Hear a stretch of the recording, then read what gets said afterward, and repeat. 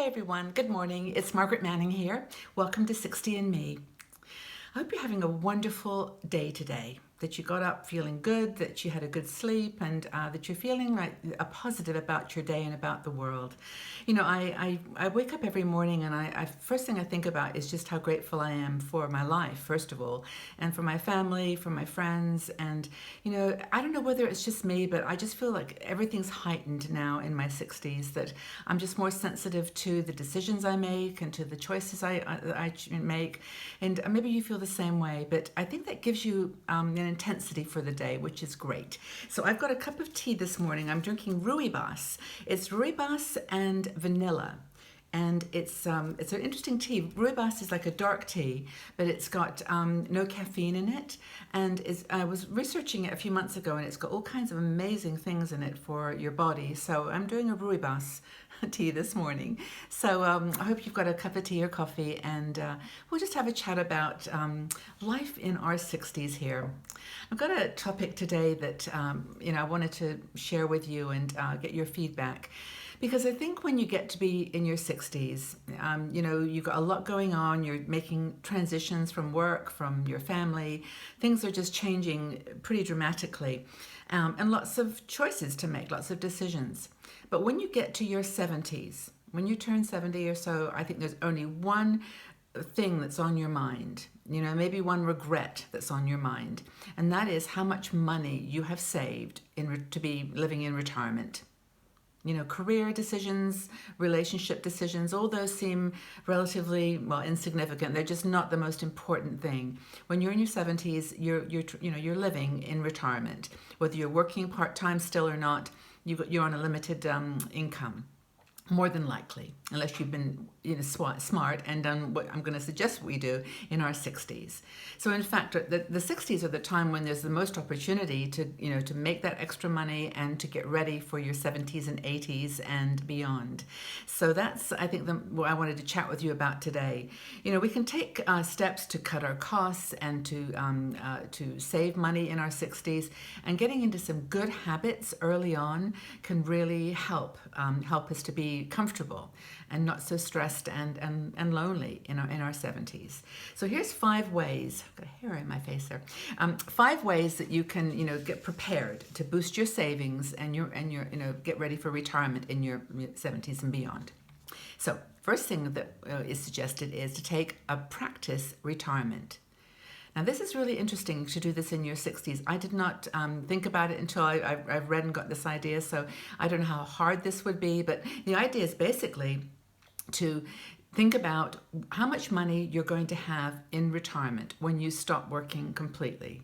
So that, Social Security, pension, whatever you've got, just add up all the money that you're going to have to spend when you're not working and not either able to or not wanting to work anymore. And then think about your costs. Make a list, all the costs for your minimum for housing, food, health care, don't forget that, what you spend weekly on movies or entertainment, whether you want to spend money on clothing, just add it all up. Make a list of all the costs that you think you're going to have. And then just compare. This is what you're going to be earning through pensions and Social Security. This is what you are going to spend. So immediately then, cut everything back so that you're not spending beyond your means. And do that for 3 to 6 months. Any extra money that you have left over, because assuming that in your 60s you might be working or part-time or even still at your career job, anything extra than the money that you've worked out you're going to have for retirement, put it in savings. But just try it for 3 to 6 months and see how it feels. And if you're not happy with the outcome, if you're not happy with what you had to live within, the boundaries that you had to create for yourself, then you've got to make some decisions. You've got to make some decisions about how are you going to work longer? Is that going to be possible into your 70s? And are you going to have to cut back in any way to be able to survive? It's a really important question, and I think a savings, sort of pretend savings retirement activity is a good one. So try that out and see what you think, or maybe you've done it and you can share your experience. Just do a practice retirement. Another thing to do is to take advantage in your 60s of free money. And free money is your employer's 401k. If you are lucky enough to be still working in a company that is contributing to your 401k, take it, do it, max it out. Do as much as you can to take advantage of free money, and talk with a financial advisor to get some advice. Make sure that you're leveraging all the free opportunities that you've got while you're still working. Really important.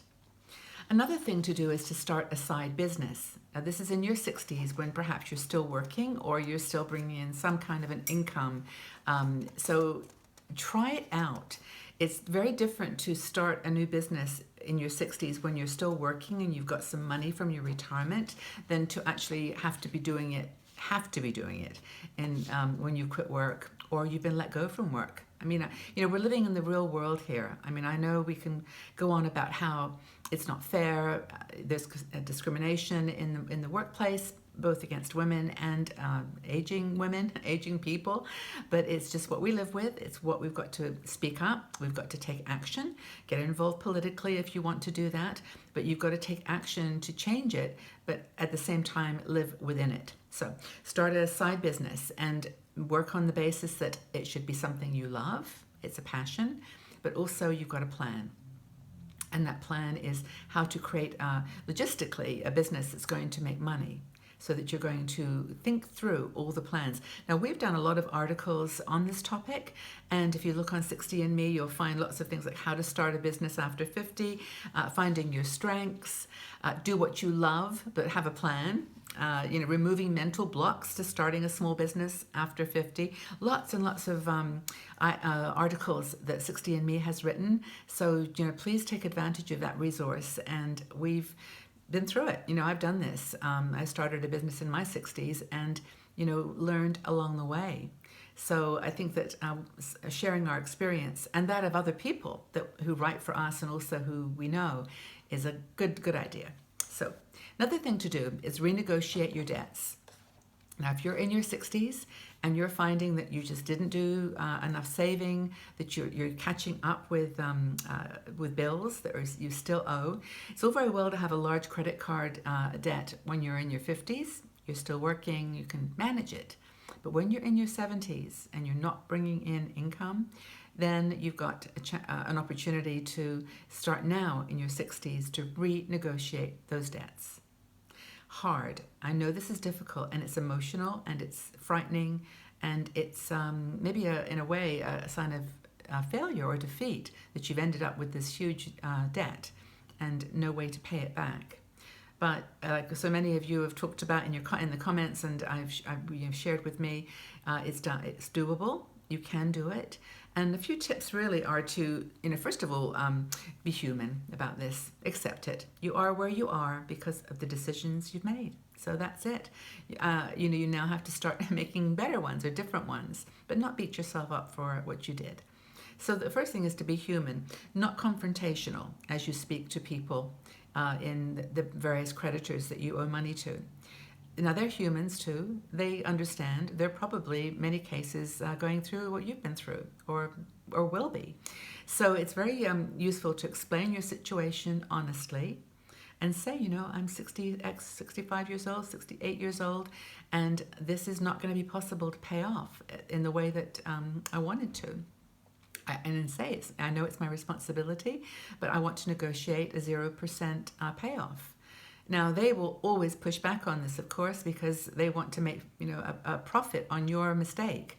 But if you say to them, it's not going to get paid in my lifetime, I need a payment plan that's, going to work for me, be collaborative, then you might find someone that's willing to help you. And I know from experience with other people that this is possible. I've read a lot on this subject, and you've got to start by being person to person. These are human beings too, and find a way to get it paid off over time at a 0% rate. That's important. You'll be surprised, I think, what you might get, and I think that it's worth a go, because there's nothing worse than going into your 70s or 80s with debt. It's just not a good thing. So I've tried to make this a positive thing. Money is not such a happy topic sometimes, but I think that the more conscious we are in our 60s of what's going on, more we plan ahead. We be real, that we can then approach the times in our life when we should be having fun, doing all the things we want to do, maybe traveling a bit, reading, catching up on things, learning, growing. Then we can do that without this overhanging weight of money and financial issues. So, if you've reached retirement age and you are dealing with some of these issues, what advice would you give to other women in our community? And and if you haven't retired yet, how are you getting ready to retire? Are you doing any of the things that we talked about? So I do hope this has been useful. I always try to give a mix of topics every day, things that are fun and frivolous and things that are a little more serious and thought-provoking. So this has been one of those days. But it empowers you. It gives you the power to go out there into the world and deal with reality. So if you've retired, how did you, what advice would you give to other people? What did you do? And if you haven't retired yet, what are you doing to prepare? I look forward to your comments, and I'll join the conversation, and we can just, sort of work on this together, get through this time in our life together, and share the journey. But thank you again for being here from the bottom of my heart, for coming here every day and joining in the conversations. And I really do look forward to seeing you all again soon. Take good care. Bye-bye for now.